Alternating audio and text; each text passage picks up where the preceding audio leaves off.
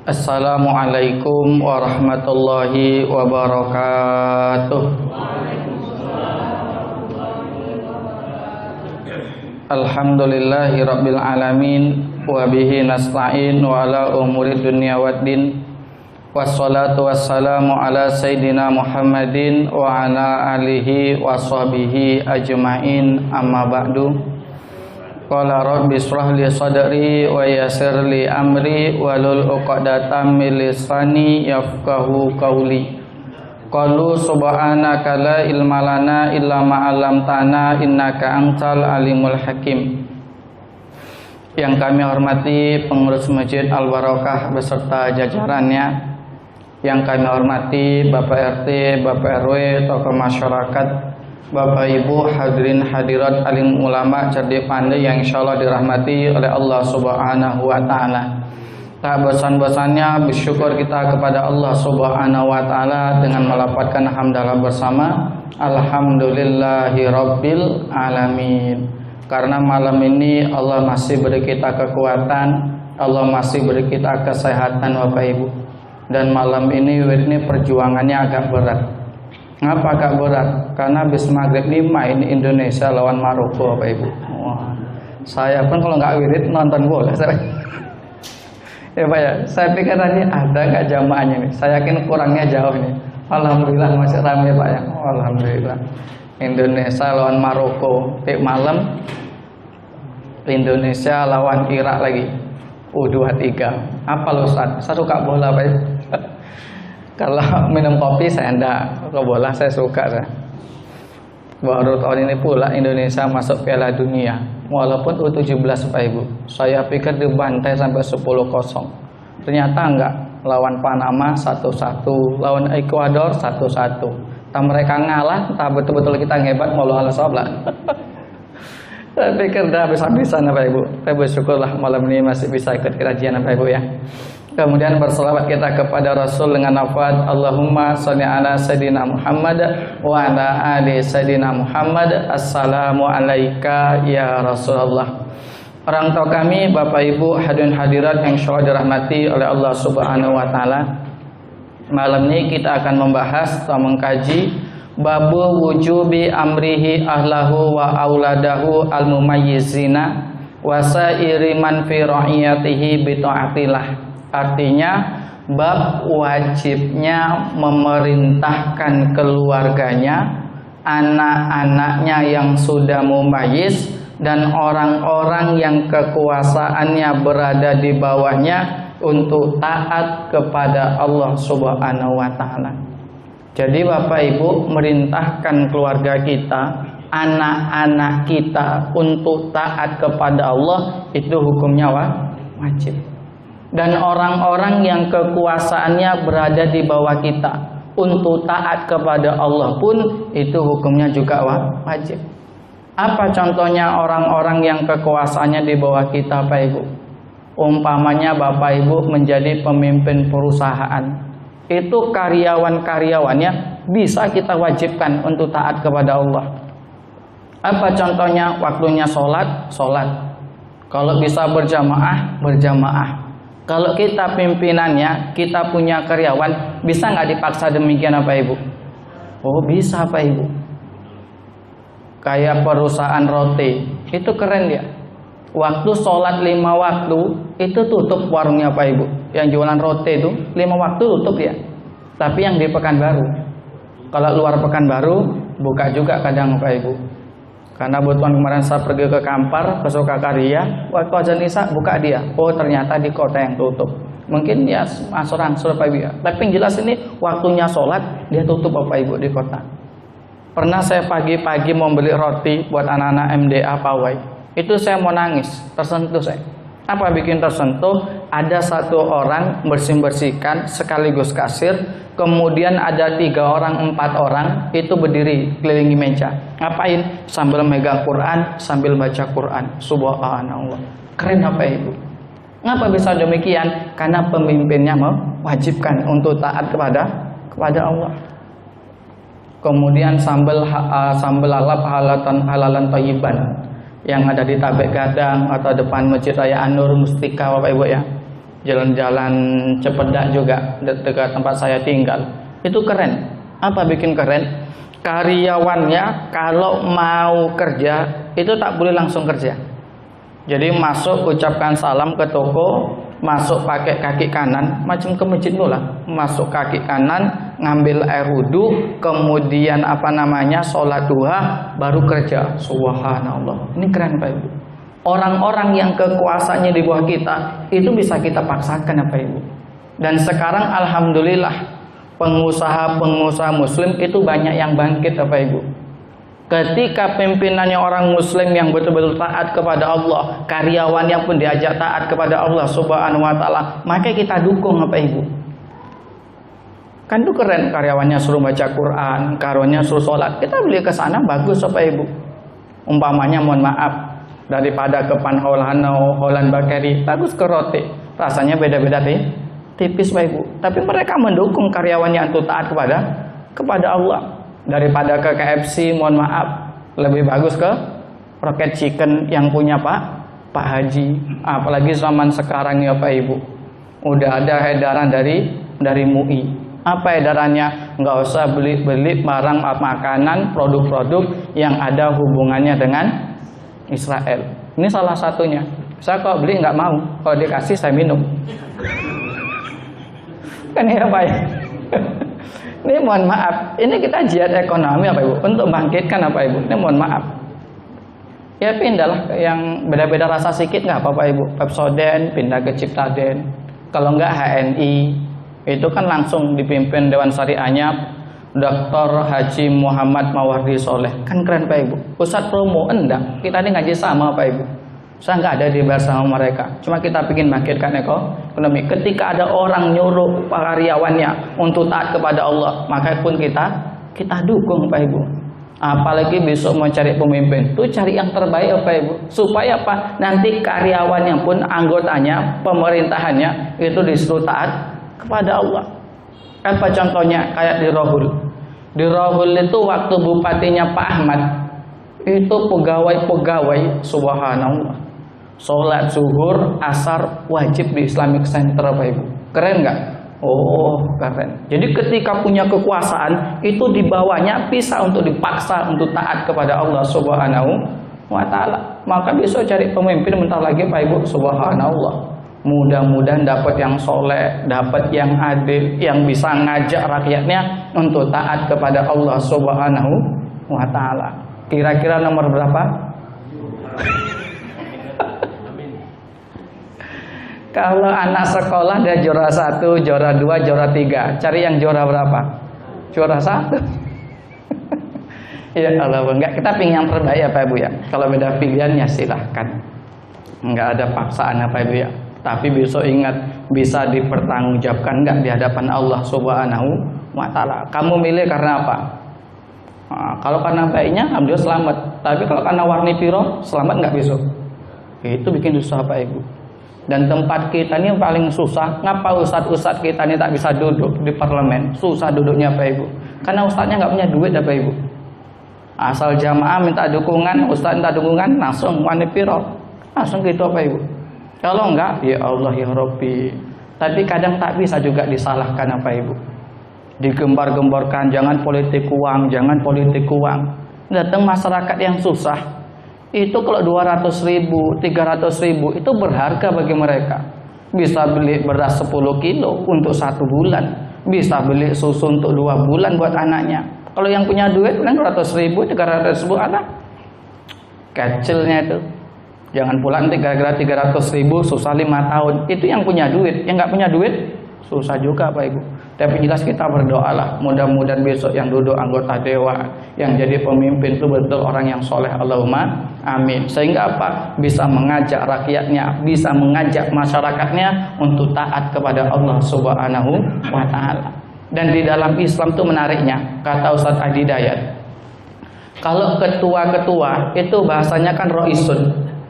Raisul madrasah, kepala sekolah, raisul masjid, ketua masjid. Tapi untuk pemimpin presiden itu nggak menggunakan rais, tapi menggunakan kata imam.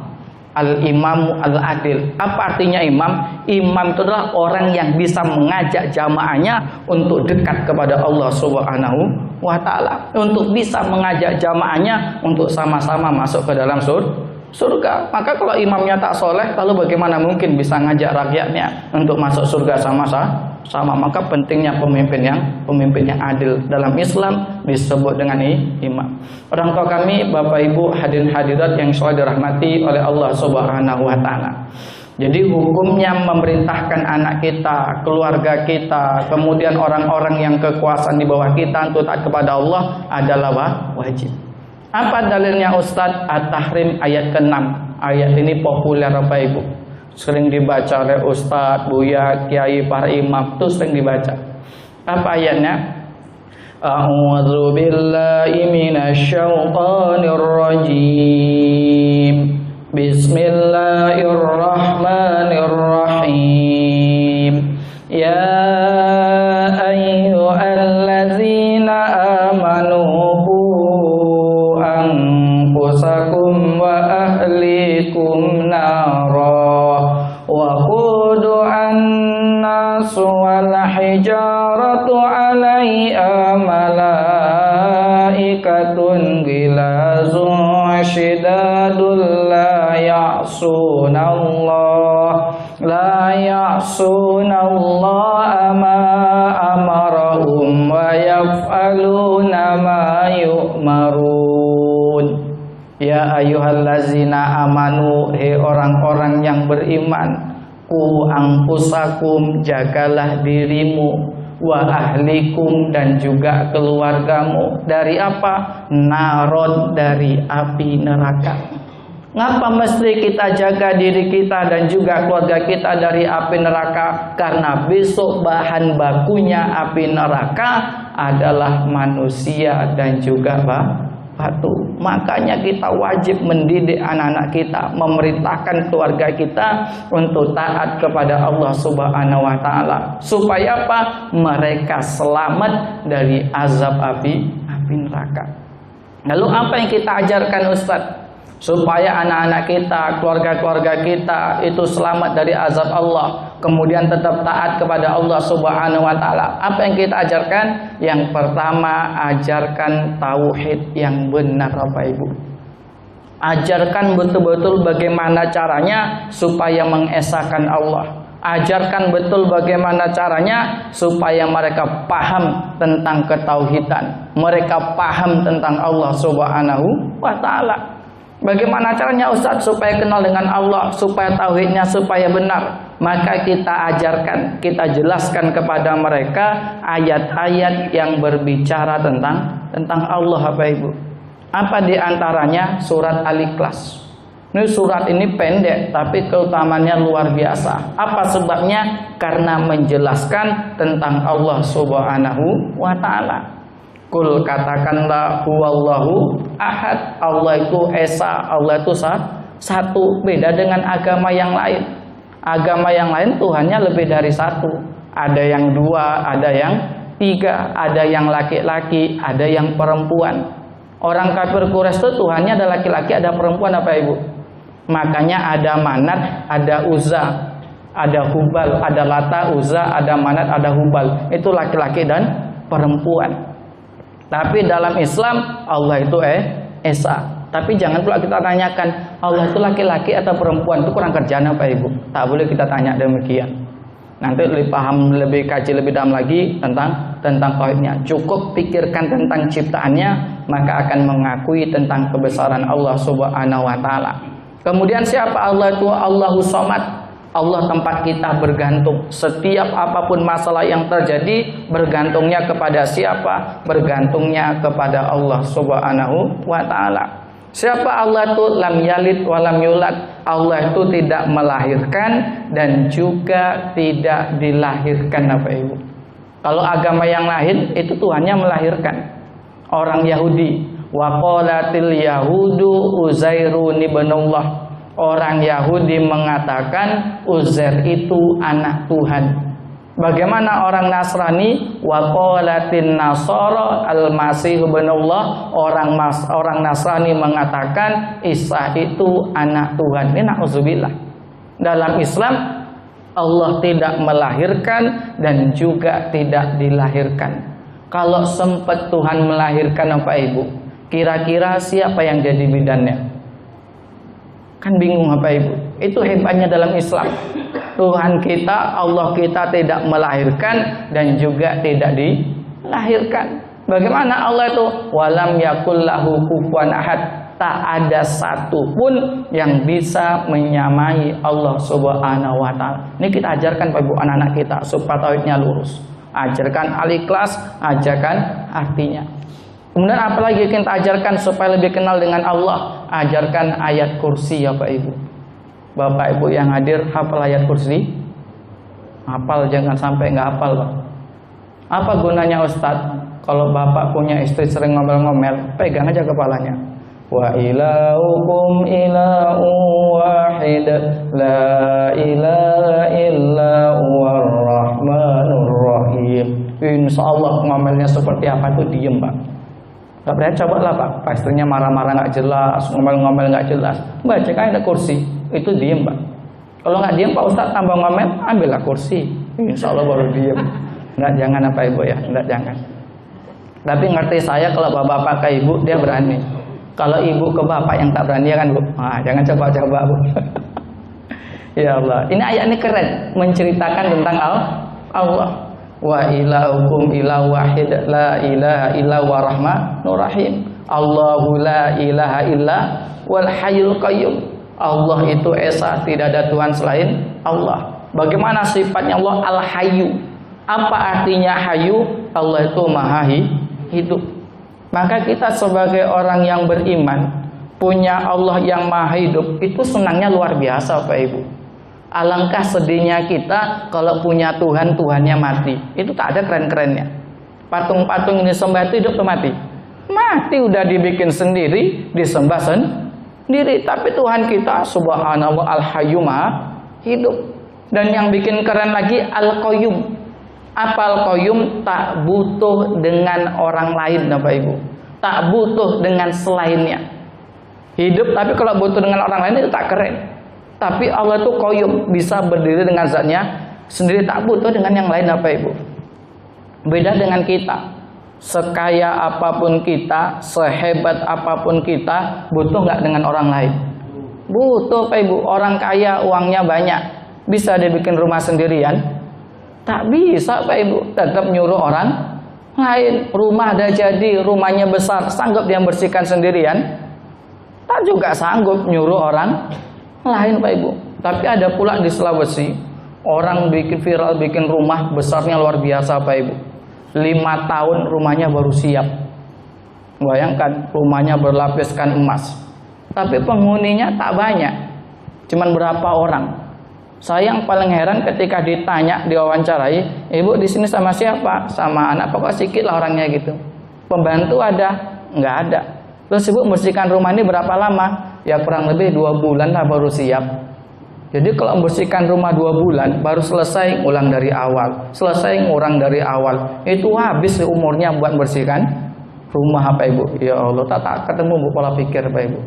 Tapi jelas tak bisa hidup tanpa butuh orang lain. Tapi kita punya Allah qayyum, tak butuh dengan yang lain. Ketika Allah nyuruh kita beribadah, apakah Allah butuh ibadah kita? Tak butuh Pak Ibu. Seandainya manusia dan jin mulai awal sampai hari kiamat semuanya menyembah Allah, apakah bertambah kekuasaan Allah? Tak bertambah. Seandainya manusia dan jin awal sampai hari kiamat semuanya durhaka maksiat kepada Allah, apakah berkurang kekuasaan Allah? Tak juga berkurang. Apa sebabnya? Al-Qayyum, Allah tak butuh dengan yang lain. Kemudian hebatnya Allah lagi, la ta'khuduhu sinatu wala naum. Allah itu tak pernah ngantuk, tak pernah tidur. Kita orang yang beriman punya Allah, tak ngantuk, tak tidur, itu tenang apa Ibu? Apapun yang terjadi dengan kita, santai aja. Seandainya kita dizolimin, ingat punya Allah tak ngantuk, tak Tidur, kalau orang Jawa bilang Gusti Allah boten sari. Wah, itu kata orang Jawa Pak Ibu. Artinya apa? Seandainya kita dizolimin, diani orang lain, itu disaksikan oleh Allah dan besok akan dibalas oleh Allah Subhanahu wa taala. Dan hebatnya Allah lagi, Allah itu tak ngantuk tak tidur, tapi ngantuk dan tidur itu diberikan kepada hamba-hambanya. Sehingga apa? Ngantuk dan tidur itu nikmat yang besar Bapak Ibu. Apa buktinya ngantuk nikmat yang besar? Kalau Allah tak ciptakan ngantuk, tiba-tiba langsung tidur, bahaya nggak? Bahaya Pak Ibu. Bawa mobil nggak pakai tidur, ngantuk langsung tidur. Apa yang terjadi? Nabrak. Bawa Honda nggak pakai ngantuk langsung tidur. Apa yang terjadi?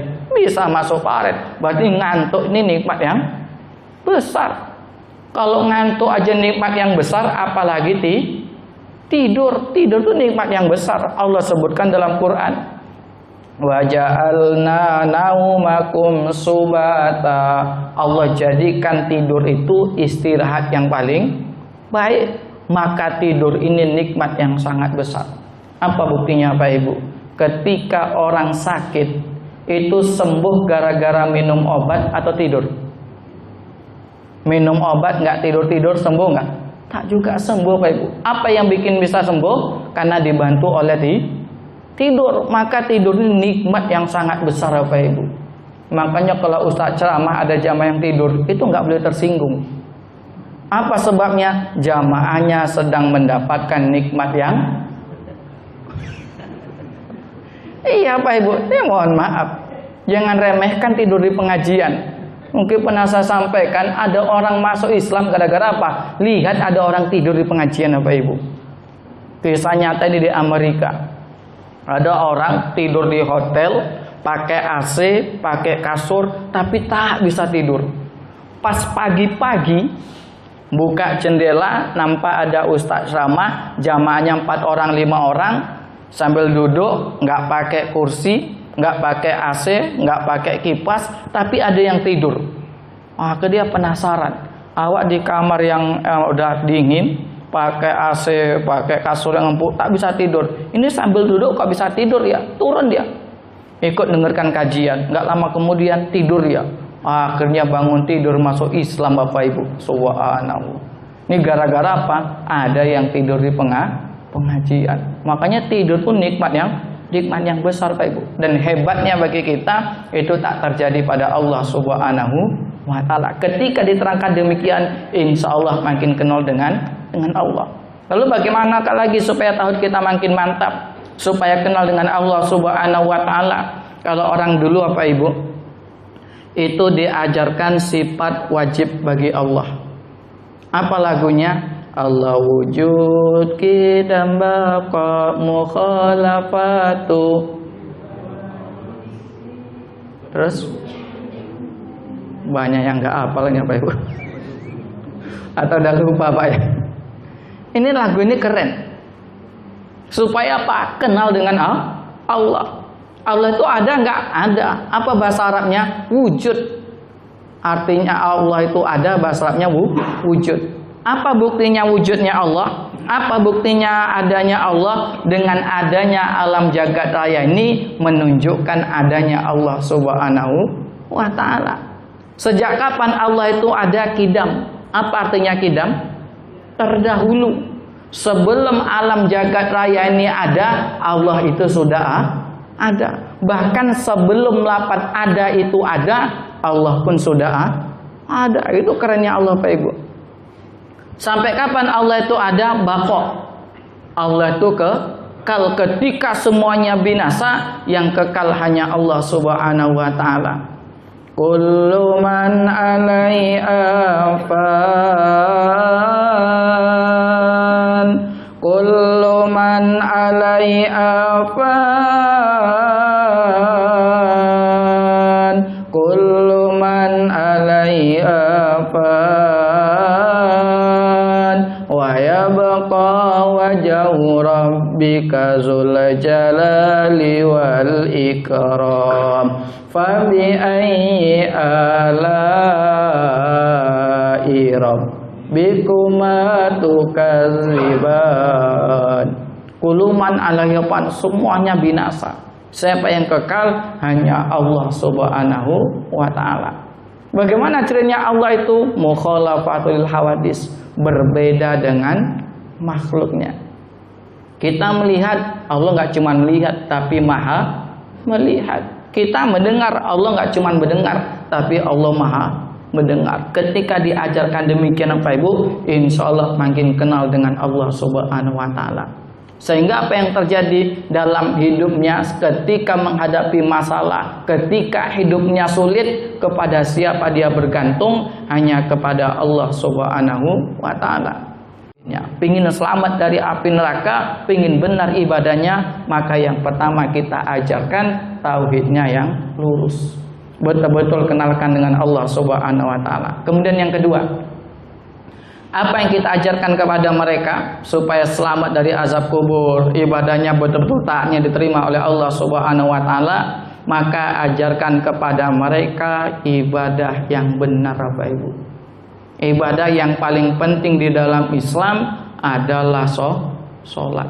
Maka kita pesankan betul keluarga kita, anak-anak kita, jangan sampai meninggalkan sholat Bapak Ibu. Betul-betul dicek.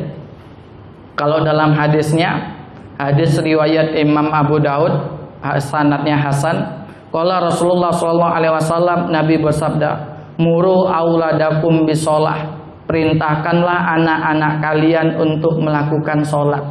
Berapa umurnya? Wahum abna'u sab'il sinina, ketika dia umur 7 tahun. 7 tahun disuruh sholat, berarti sebelum umur 7 tahun mereka sudah hafal bacaan sholat Bapak Ibu. Kalau 7 tahun disuruh sholat, sebelum 7 tahun harus hafal bacaan sholat. Tapi zaman sekarang enggak Bapak Ibu, miris. Udah berapa kali saya jumpain, kalau dia cuma sekolah SD negeri, mohon maaf, nggak sekolah MDA, tadi undang ustaz untuk ngajar ke rumah, ngajar ngaji, itu nggak akan hafal bacaan sholat Bapak Ibu. Ini mohon betul, nggak akan hafal.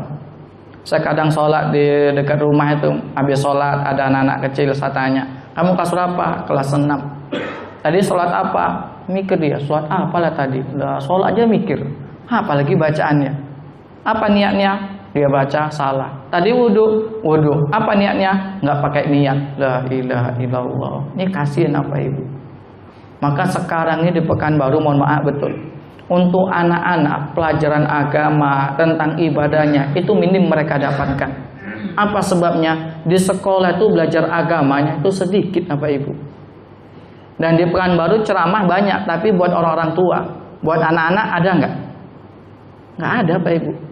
Dulu di SD sempat ada ceramah buat anak-anak SD, seminggu sekali. Karena dananya ada, anak-anak suruh impak 1000. Kalau ada 700 orang, ada 700.000. Udah bisa ngundang ustadznya Pak Ibu. Habis itu tak boleh pungli, nggak boleh minta impak ke anak-anak. Udah berhenti ceramahnya. Tinggal sebulan sekali, kadang setahun cuma 2 kali, Maulid sama Isra Mi'raj. Bagaimana mungkin mereka bisa ngerti agamanya? Lalu bagaimana mungkin bisa paham bacaan sholat? Maka kalau anaknya sekolah negeri Pak Ibu, masukkan ke MDA. Kalau sekolah IT, alhamdulillah dia pelajaran umumnya dapat, agamanya pun juga dapat. Tapi kalau cuma negeri, itu kasus banyak Pak Ibu saya jumpai. Sholat main-main. Kadang yang miris nggak cuma anak SD, udah SMP pun sholat masih tinju-tinjuan. Ada nggak Pak Ibu? Ada Pak Ibu. Ngambil wudhu banyak yang tak betul Pak Ibu. Mungkin kalau Bapak Ibu pergi ngambil wudhu di masjid, ada anak-anak mungkin biasa aja, nggak perhatikan. Tapi saya kalau ambil wudhu, setiap ada anak itu saya perhatikan Bapak Ibu. Banyak wudhunya nggak betul, la ilaha illallah. Maka kita sebagai orang tua, cek betul Pak Ibu. Sebelum 7 tahun, bacaan sholatnya harus sudah selesai. Untuk ngajarkan bacaan sholat, itu nggak perlu duduk lama-lama Pak Ibu. Yang penting sering, 5 menit dah, diulang 5 menit dah. Sambil jalan, belajar. Sambil main, belajar 5 menit. Itu hafal Pak Ibu. Kalau orang tuanya mau, anaknya pun juga mau. Tapi orang tuanya mau, anak tak mau, tak juga hafal. Anaknya mau, orang tuanya nggak mau, juga nggak hafal. Karena pengalaman saya, mohon maaf, anak saya yang kelas 2 SD dulu, hafal bacaan sholatnya bukan karena duduk, enak belajar gini. Oh susah Pak Ibu. Anak ustadz yang ngajar susah Pak Ibu. Ngajar anak orang lain pandai, ngajar anak sendiri berat Pak Ibu. Akhirnya saya ngajarkan bacaan sholat itu sambil main, ke taman main, pergi ke masjid, nunggu komat. Saya tak sholat sunnah. Saya duduk di teras, enak baca sholat, bacaan sholat. Usolli fardal isya'i arba'a raka'atim mustaqbilal qiblati ada'am ma'muman lillahi ta'ala. Ulang-ulang sambil jalan. Alhamdulillah lama-lama hafal. Usahakan 7 tahun pandai-pandai Pak Ibu caranya supaya hafal bacaan sholat. Kemudian wadribuhum alaiha wahum abna'u asyrin. Kemudian pukul anak tersebut kalau enggak mau sholat ketika umurnya 10 tahun. 7 tahun suruh sholat, 10 tahun enggak sholat boleh dipukul. Tapi ingat Pak Ibu, yang bisa dipukul itu ketika SD Pak Ibu. Kalau udah SMP, SMA, apalagi udah tua enggak sholat, itu jangan dipukul Pak Ibu, ngajak berantem.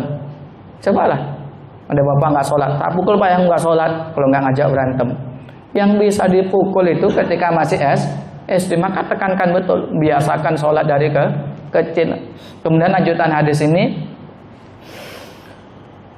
wa farriqu bainahum fil madoji. Kalau sudah umur 10 tahun, kalau nggak mau sholat pukul. Kemudian pisahkan tempat tidur dari orang tua. Jadi paling maksimal itu 10 tahun tak boleh lagi anak tidur sama orang tua Pak Ibu. Ngapa Ustadz? Ganggu Pak Ibu. 10 tahun tak bisa Pak Ibu. Itu kalau bahasa-bahasa kita, tapi bahasa Nabi 10 tahun disuruh bisa. Orang tua kami, Bapak Ibu hadirin hadirat rahimakumullah, kalau sudah diajarkan bacaan sholat, syukur-syukur diajari juga untuk sholat berjamaah, dibiasakan untuk sholat berjamaah. Karena zaman sekarang ini Bapak Ibu, mohon maaf, banyak anak-anak sekarang jangankan untuk berjamaah, sama sholat pun banyak yang nggak open Bapak Ibu. Saya yang paling miris kemarin pas mau ngisi ceramah ke Simpang 3, hujan, berhenti saya dekat MTQ ya Pak Ibu, tempat musabaqah tilawatil Quran tuh. Saya tengok ada guru latih anak-anak senam, joget-joget tarian gitu. Ya saya heran, ketika suara azan tak juga berhenti. Sekuat tuh suara azan dari SPBU dekat apa itu, bandara, karena sebelah bandara tuh. Itu tak juga berhenti. Asik ya Allah ya Rabbi. Apalagi sholatnya Pak Ibu. Ini mohon maaf. Maka kalau bisa itu selain diajarkan sholat, tegaskan betul untuk sholat berjamaah.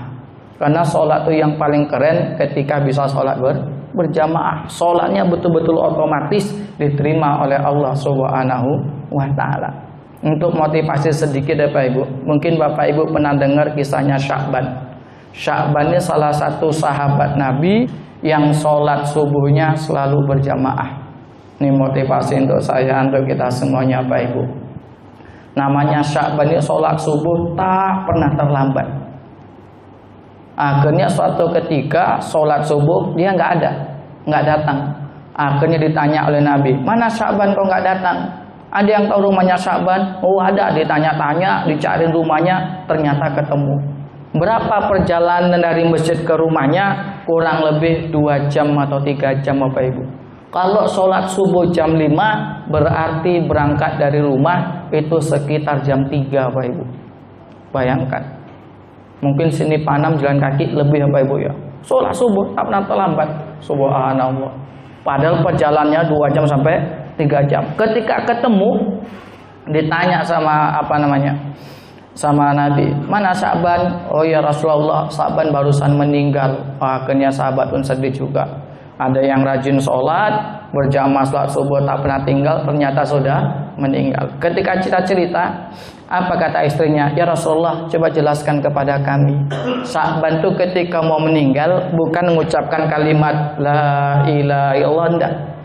Apa yang diucapkan Sya'ban? Ngapa kurang jauh? Ngapa kurang jauh? Yang kedua, ngapa kok nggak yang baru? Ngapa kok tidak yang baru? Yang ketiga, apa yang diucapkan sahabat? Ngapa kok tidak semuanya? Ngapa kok tidak semuanya? Akhir dijelaskan oleh Nabi. Apa maksudnya perkataan sahabat? Ketika perjalanan sholat subuh kurang lebih 2 jam sampai 3 jam, itu menurut sahabat ketika meninggal itu katanya kurang jauh Bapak Ibu. Karena semakin jauh perjalanannya, maka pahalanya pun semakin besar. Itu kerennya Bapak Ibu. Karena orang meninggal kan ditampakkan tuh balasannya, besok di surga atau di neraka itu ditampakkan. Sehingga apa yang dikatakan kurang jauh. Perjalanan 2 jam masih dikatakan kurang jauh. Kemudian yang kedua, kata Sa'ban, ngapa kok tidak yang baru? Ngapa kok tidak yang baru? Pas pagi-pagi pergi sholat subuh, dia pakai baju double karena dingin. Mungkin kayak gini, kemudian tambah lagi jaket apa ibu. Pas di tengah jalan ada orang yang kedinginan, minta kain. Akhirnya dia beri kain yang di luar ini, kain yang tidak bagus. Akhirnya dia berikan. Subhanallah.